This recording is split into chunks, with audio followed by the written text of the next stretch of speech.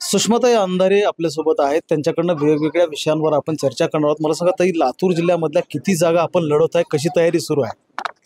नाही, आता तरी हा विधानसभा निवडणुकीच्या पार्श्वभूमीवर एक निरीक्षण दौरा चालू आहे. विशेषतः महिला आघाडी, युवा सेना यांची संरचना बघत आहोत आणि सोबतच कोणत्या विधानसभांमधून आमची केडर बांधणी अधिक पक्की आहे. कारण आता आम्ही महाविकास आघाडीचा भाग आहोत आणि महाविकास आघाडीचा भाग म्हणून जेव्हा आम्हाला महाविकास आघाडीकडे जागा मागायच्या आहेत, तेव्हा प्रत्येक जिल्ह्यातल्या ज्या विधानसभा आहेत त्या विधानसभांमध्ये कुठे नेमकी बांधणी आहे त्या संबंधाने ही चाचपणी चालू आहे.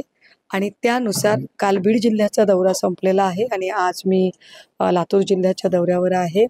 अहमदपूरमधला कार्यकर्ता संवाद मेळावा आटोपल्यानंतर आता लातूरमध्ये आहे आणि लातूरच्या इथे सगळ्या महिला आघाडीची एक बैठक घेऊन आणि इतर पदाधिकारी, पुरुष पदाधिकाऱ्यांची बैठक घेऊन उद्या पुन्हा औसा, निलंगा आणि जो उर्वरित भाग आहे तो आम्ही करणार आहोत. कोणती लातूर जिल्ह्यातल्या 6 विधानसभापैकी कोणती जागा शिवसेना ठाकरे गटाला मिळू शकते? कारण औसावर तुम्ही दावा करताय, मात्र अमित देशमुख सांगतायत की ही जागा आम्ही वरतून दिल्लीतून घेऊन येऊ. मला आता त्याच्याबद्दल महाविकास आघाडीचा ते भाग आहे, सो काही कमेंट करायची नाही आहे. मात्र औशाची जी जागा आहे ती धाराशिव लोकसभेची जागा आहे आणि जागा वाटपाच्या फॉर्म्युल्यामध्ये आम्ही जिल्हानिहाय नाही तर लोकसभा निहाय विचार करतोय. आणि लोकसभा निहाय जेव्हा आम्ही विचार करतो त्यावेळेला धाराशिव लोकसभेमध्ये आम्ही औशाची मागणी ऑलरेडी करत आहोत.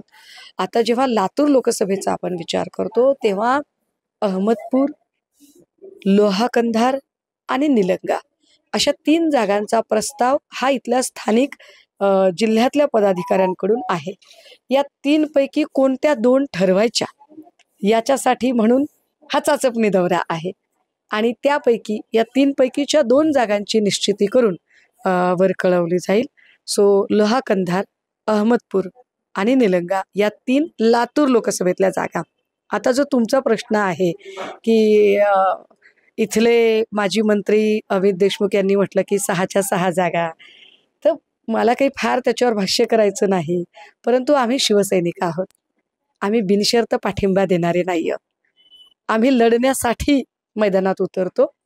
आमचे शिवसैनिक 5-5 वर्ष अत्यंत ताकदीने संघटन बांधणी करतात.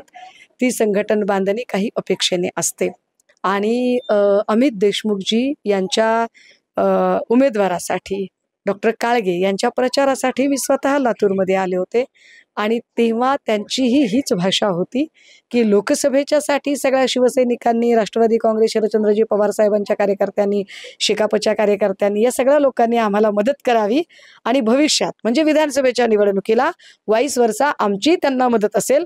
विशेषतः बालाजी रेड्डी जिल्हा प्रमुख आहे तर अहमदपूरमध्ये जर गरज पडली तर आमची मदत असेल, हा त्यांचा शब्द आहे आणि मला विश्वास आहे की ते शब्दाला जागतील.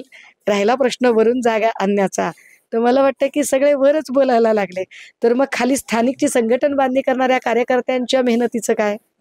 तर मला वाटतं की आधी त्या कार्यकर्त्यांची जी मेहनत आहे, त्यांचे जे कष्ट आहेत त्याला जास्त महत्त्व दिलं पाहिजे. म्हणजे औसा ठाकरे गट सोडणार नाही, शिवसेना सोडणार नाही का सोडायची? औसा आमची पारंपरिक जागा आहे. आमचे दिनकर माने तिथे असंख्य वेळा निवडून आलेले आहेत. ठीक आहे, अभिमन्यू पवारांना फॉर चेंज लोकांनी स्वीकारला असेल, परंतु अभिमन्यू पवारांच्या काळात लाडका गुत्तेदार योजना जी फार फेमस झाली त्या भागामध्ये आणि लाडक्या गुत्तेदारांच्या साठीचे जे 5%, 10%वरून अगदी 15% जे काही कमिशन गेलं, हे सगळ्यांना माहिती आहे. आणि त्यामुळे येणाऱ्या काळात ती जागा पुन्हा आम्ही शिवसेनेकडे, बरं जागा वाटपाच्या फॉर्म्युल्यात काय आहे बरं, की ज्यांचा सिटिंग MLA आहे त्यांची जागा त्यांच्याकडे असेल. परंतु समजा महाविकास आघाडीत काही लोक जर आधी लढलेले असतील तर तिथे त्यांची जागा असेल.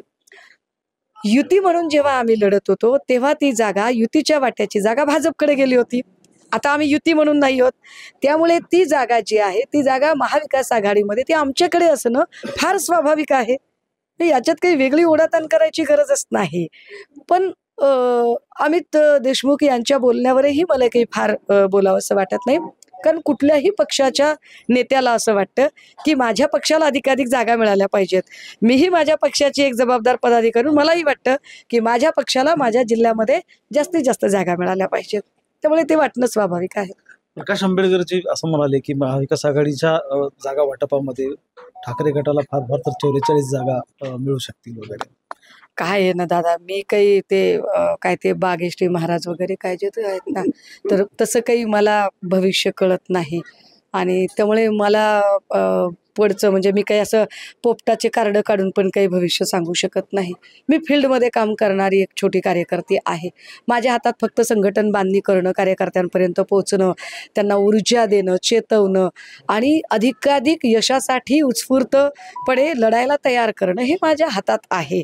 भविष्यवाणीचा कार्यक्रम मी अजून काही टी व्हीवर सुरू केलेला नाही. त्यामुळे ज्याने कोणी असा कार्यक्रम सुरू केला असेल तर त्यांना एवढंच सांगू की आमचा काही असा ज्योतिष भविष्यावरती फार विश्वास नाही आहे. ताई, आपण एक ट्विट केलेलं आहे सकाळी धर्मवीर 2च्या बाबतीमध्ये आणि प्रवीण तरडे आता त्यावर उत्तर देताना असं म्हणतायत की ताईंनी चित्रपटच पाहिलेला नाही आणि जर पाहिला असता तर कदाचित असं म्हणजे त्यांनी प्रतिक्रिया दिली नसती वगैरे. थुकरट चित्रपट, थुकरट लोक, नो कमेंट. पुढं. महेंद्र जोंधळे, TV9 मराठी, लातूर.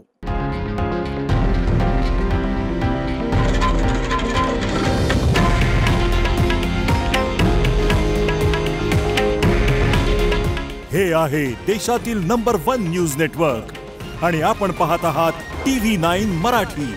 काळजी तुमची, हित महाराष्ट्राचं.